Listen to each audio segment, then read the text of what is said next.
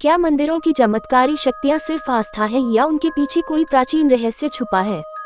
क्या हर चमत्कार किसी बलिदान की मांग करता है? इस कहानी में हम उतरेंगे एक ऐसे मंदिर के भीतर जहां भक्तों को मिलता है जीवन का उद्देश्य या उनकी आत्मा का अंत। शुभम नामक युवक उस मंदिर की सच्चाई जानने गया, लेकिन जो उसने देखा वो सिर्फ एक अनुभव नहीं बल्कि एक शाप था।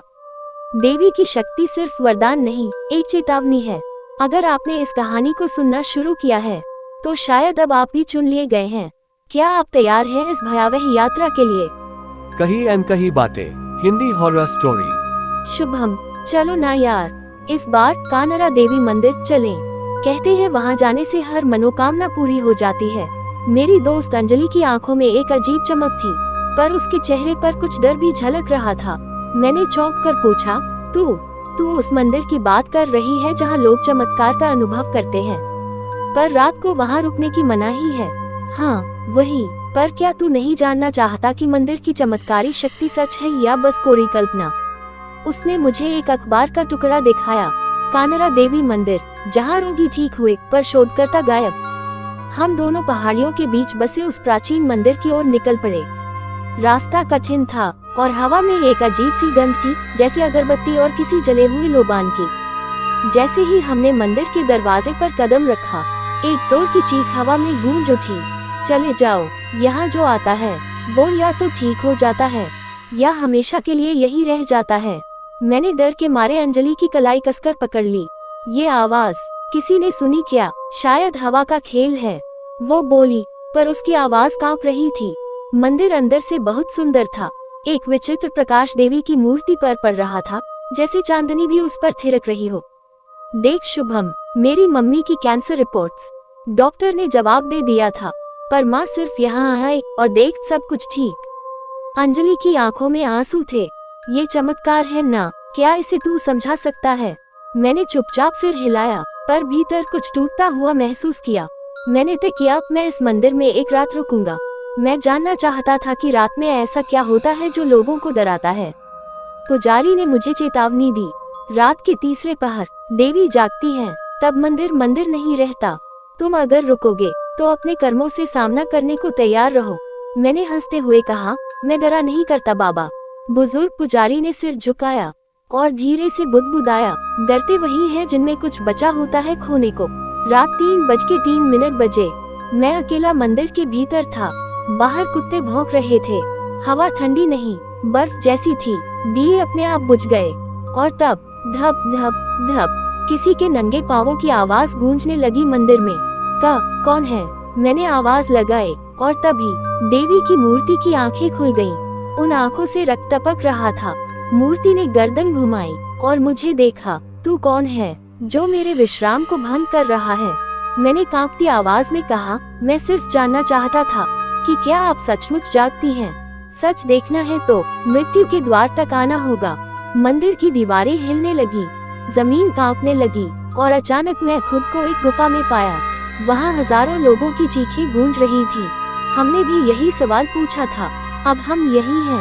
एक बूढ़ी आत्मा आई, बोली, मंदिर की शक्ति सच है, पर हर चमत्कार का मूल्य होता है।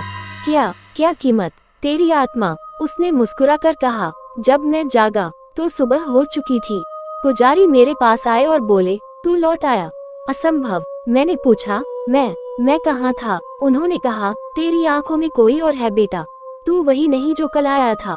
अंजलि दौड़ती हुई आई, शुभम तू ठीक है? मैंने उसकी ओर देखा, पर उसके चेहरे की रेखाएं धुंधली थीं।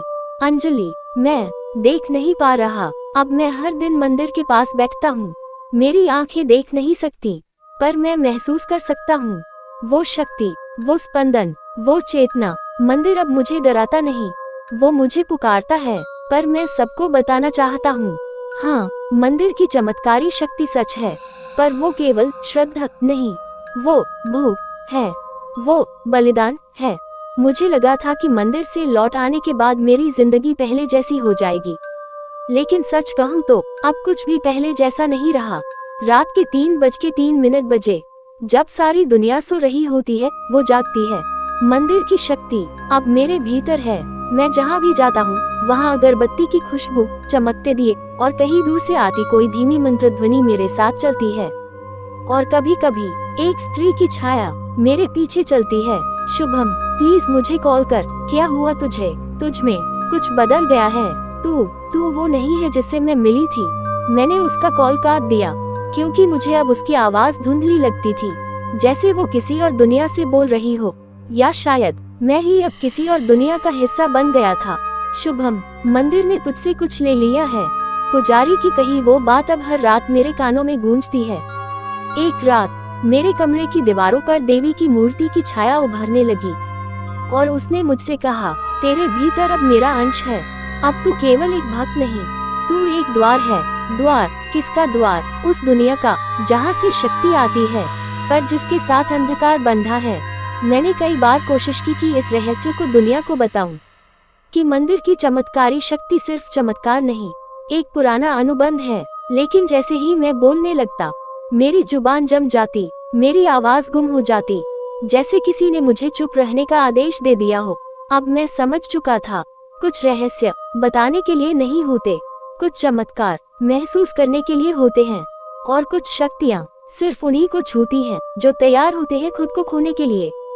अगली सुबह मैं उठा तो दरवाजे पर कोई दस्तक दे रहा था। टप टप टप। मैंने दरवाजा खोला, सामने एक लड़का खड़ा था। नाम बताया, अभिषेक।